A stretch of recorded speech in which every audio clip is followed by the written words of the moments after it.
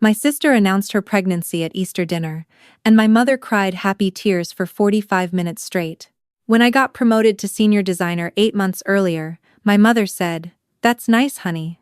Are you seeing anyone?" I'm telling you that so you understand exactly what kind of house I grew up in. My name doesn't matter. What matters is that I am 31 years old. I live in a one-bedroom apartment in Austin that I pay for myself, and for most of my adult life, I believed that the problem was me. I believed it because I was told consistently, creatively, and in front of witnesses that I was too sensitive, too serious, too focused on the wrong things. My sister was soft and warm and knew how to make a room laugh. My brother had the right job, the right wife, the right square footage. And then there was me. I want to be careful here, because I know how these stories can sound. I know some of you are already thinking, everyone thinks their family is harder on them than everyone else's. So let me give you something specific. 3 Christmases ago, I drove 4 hours to my parents' house in Dallas. I had just finished a project I'd spent 14 months on, a full brand identity system for a nonprofit that served foster kids in 3 states.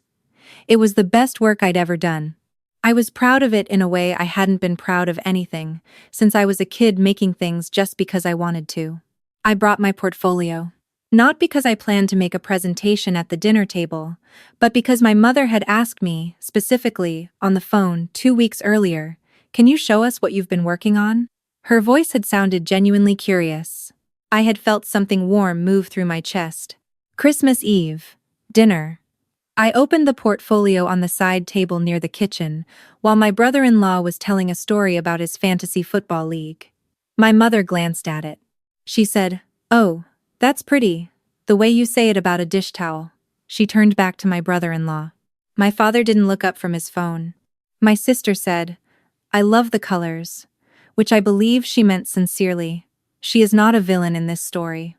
She just learned the same lessons I did about what got rewarded in our house and what didn't, and she made different choices about which ones to follow.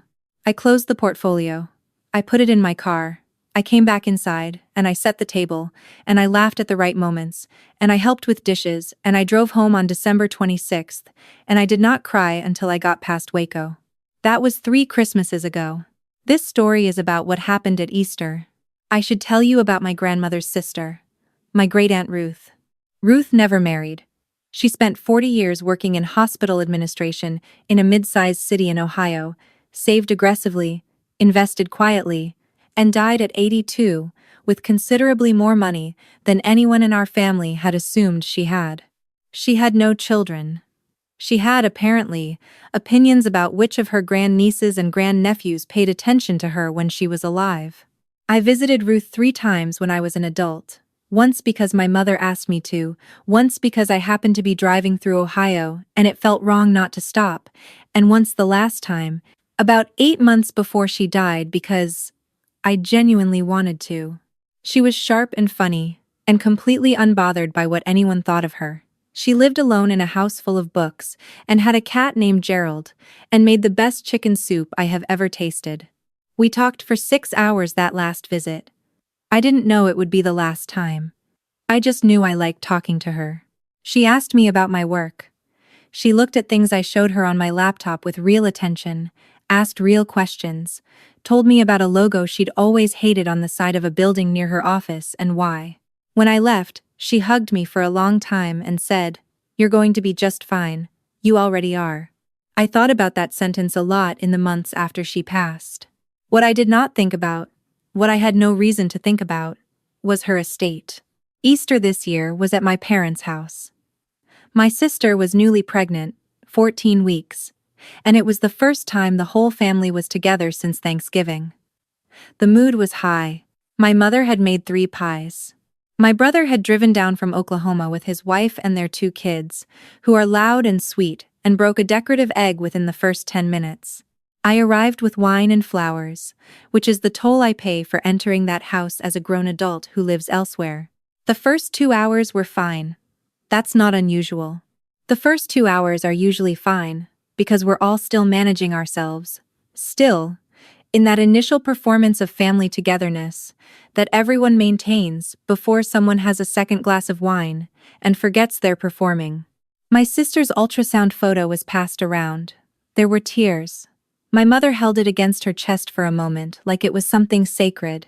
I said everything true and warm that I genuinely felt, because I do love my sister, and I do want good things for her, and none of what came later had anything to do with her. Then dinner. My mother made a comment at the table. I want to be precise about this, because precision matters. She did not say something offhand or ambiguous. She was telling a story to my brother's wife about how each of her children had turned out, the way mothers sometimes do when they've had a glass and a half of wine, and an audience who hasn't heard all their material. She said, and I am going to quote this directly because I have run it through my head enough times that I have it memorized, she said. And then there's my youngest, still figuring it out, 31 and renting. But she's creative. She said the word creative, the way some people say well-meaning. Like it was the kindest spin she could put on a disappointing situation. My brother laughed. Not a cruel laugh, just a laugh, the way you laugh at something you've heard before and find comfortable. My father nodded in that vague way he has, not quite agreeing, not quite disagreeing, somewhere in the middle, where he's lived my entire life. My brother's wife looked at me with something that might have been sympathy, or might have been pity, and I don't know which one would have felt worse. I did not cry. I did not excuse myself. I did not do the thing I had done for 31 years, which was to make myself smaller and quieter and easier to overlook. I said, I own my apartment, actually. I closed in February. That's all I said. I said it the way you state a fact. No heat in it, no apology. My mother blinked. She said, What? I said, I bought it. I've been meaning to tell you. There was a pause that lasted about 4 seconds and felt like considerably longer.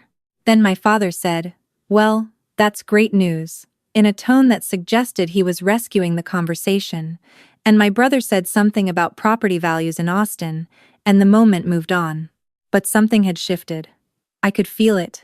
I think they could too. After dinner, while my mother and sister were in the kitchen, my brother found me on the back porch. He leaned against the railing and looked out at the yard and said, She doesn't mean it the way it sounds. I looked at him. I said, How does she mean it? He didn't have an answer for that. He's not a bad person, my brother. He just grew up in the same house I did, and found it easier to smooth things over than to look at them directly. I understand that. I did it for a long time too.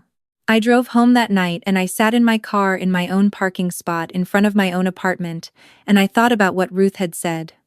You're going to be just fine. You already are. I thought about the portfolio I'd put back in my car 3 Christmases ago. I thought about 14 months of work that nobody in my family had asked to see again. I went inside, I fed my cat. I opened my laptop. 3 days later, I got a call from a lawyer in Ohio.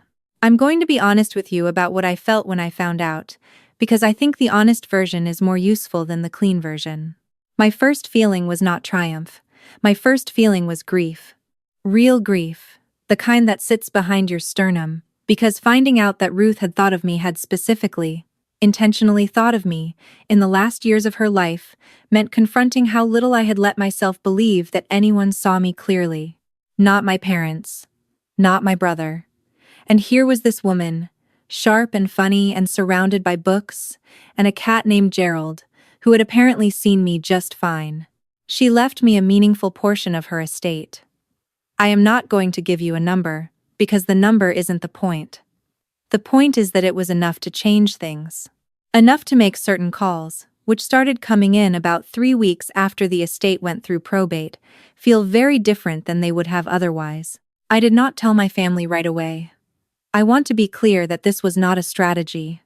I wasn't sitting somewhere rubbing my hands together plotting anything.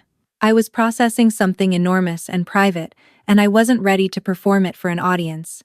My mother called on a Tuesday. She asked how I was. She mentioned, in a tone of careful casualness, that she had heard from her cousin Ruth's niece that the estate had been settled. She did not ask directly. She talked around it the way she has always talked around things that matter, circling without landing. I told her I was doing well. I told her work was busy. I told her I was thinking about repainting my living room, which was true. She said, You know your father and I have been talking about finally fixing the roof. I said, "That sounds like a good idea." She said, "It's going to be significant. Financially." I said, "I hope you're getting multiple quotes." There was a pause. She said, "Of course." And then, "It would just be nice to have some help. From the family." I said, "Sure, Mom. I hear you." And I changed the subject. My brother called 4 days later. He was more direct than my mother, which I respected even while recognizing what it was. He said he'd heard I'd come into some money. He said he was happy for me. He said things had been a little tight lately, the market and everything, and he wondered if I had any flexibility. I told him I was still getting my head around everything. I told him I'd be in touch. My father sent a text, which from my father is practically a telegram in terms of effort. It said, "Proud of you. Also, the truck needs work. Let me know if you can help your old dad out." I read it twice. I put my phone face down on my kitchen counter. I stood at my window and looked at the parking lot for a while. My sister called that same evening, and she was the only one who didn't mention money at all. She asked how I was. She talked about the pregnancy. At the end, she said, "I know Mom and Dad have been calling," and I said yes, and she said, "You don't have to do anything you don't want to do," and I said, "I know." And I think she meant it. Which is why I said what I said next. I said, "Do you remember Christmas Eve, 3 years ago, when I brought my portfolio?" She was quiet for a moment. Then she said, "Yeah, I remember." I said, "I just want you to know I haven't forgotten." She said, "I know. I'm sorry." And I believe her. I do. I want to stop here and talk to you directly for a second. I know how this kind of story is supposed to go. The person gets the money, gets the power, and then either gives it back because family is family, or withholds it completely as a clean, satisfying act of revenge. Both endings feel good to read. Both endings are simple. Here's what actually happened, which is neither of those. I hired a financial advisor. I paid off the remaining mortgage on my apartment. I made some investments I'd been wanting to make for years. I set aside a portion for a design studio. I want to start a real one, with a proper space and eventually other people working in it.